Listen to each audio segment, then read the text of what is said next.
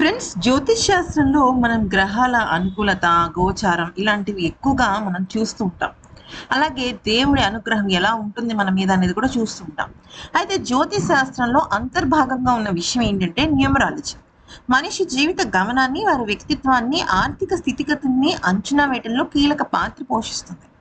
అయితే విశాఖపట్నానికి చెందిన ప్రముఖులు, పురోహితులు, సంఖ్యాశాస్త్ర నిపుణులు రాజశేఖర్ శర్మ గారి విశ్లేషణ ప్రకారం ఇక్కడ ఆంగ్లంలో కొన్ని పేర్లు గనక మనం పరిశీలించినట్టయితే, వాళ్ళకి సంబంధించిన అంటే వాళ్ళ పేర్లు, వాళ్ళ పేర్లో స్టార్ట్ అయ్యే మొదటి అక్షరం వాళ్ళ జీవితాన్ని ఎక్కువగా ప్రభావితం చేస్తుంటుంది.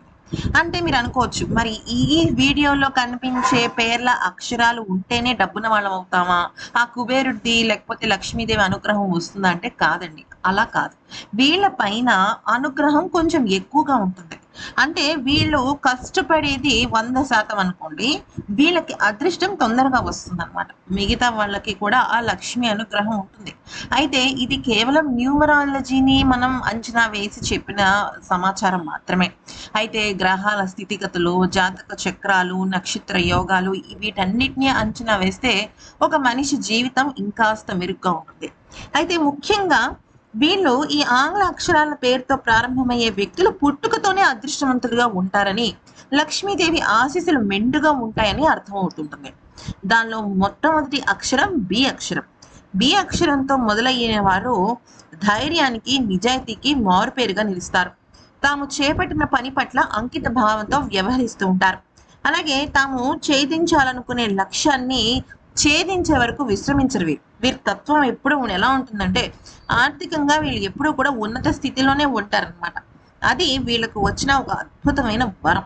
అయితే బి అక్షరంతో స్టార్ట్ అయ్యే వాళ్ళు అంటే, మేము రెగ్యులర్గా వాడే వాడుక పేరా, లేకపోతే వేరే ఇంకేదైనా అంటే, మీ పూర్తి పేరు 2 అక్షరాలు ఉందనుకోండి, 2 లెటర్స్ కాకుండా 2 వర్డ్స్ ఉందనుకోండి. అంటే ఫర్ ఎగ్జాంపుల్ మనం గమనించినట్టయితే లక్ష్మీనారాయణ అని ఉందనుకోండి.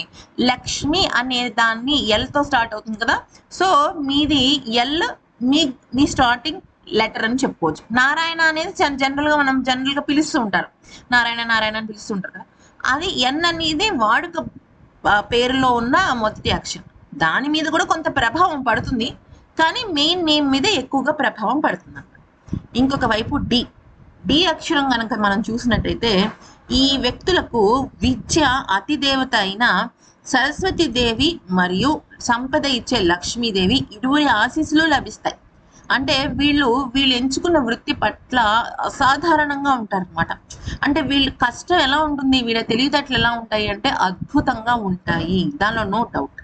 సమాజంలో గొప్ప ఐశ్వర్యవంతులుగా పేరు తెచ్చుకుంటారు. ధనానికి లోటు ఉండదు. సంపద ఎప్పుడూ ఉంటూనే ఉంటుంది.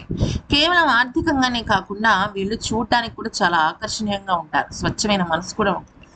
ఇంకా తదుపరి అక్షరం కే. ఈ కే అక్షరంతో మొదలయ్యే వారి విషయానికి వస్తే అదృష్టం వీరి వెంటే నడుస్తుందని చెప్పొచ్చు. లక్ష్మీదేవి వీరింట కొలువై ఉంటుంది.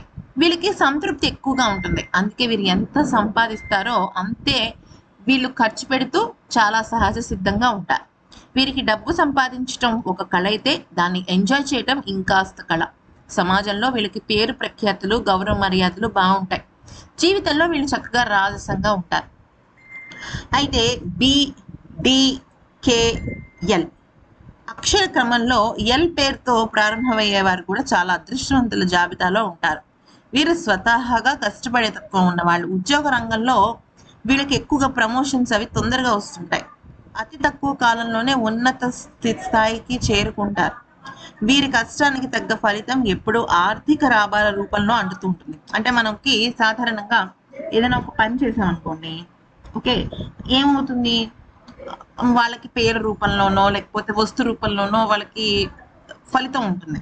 కానీ ఈ ఎల్ అక్షరం వాళ్ళకి స్టార్ట్ అయ్యే వాళ్ళకి ఎప్పుడో డబ్బు రూపంలోనే వీళ్ళకి ఫలితం వస్తుంది.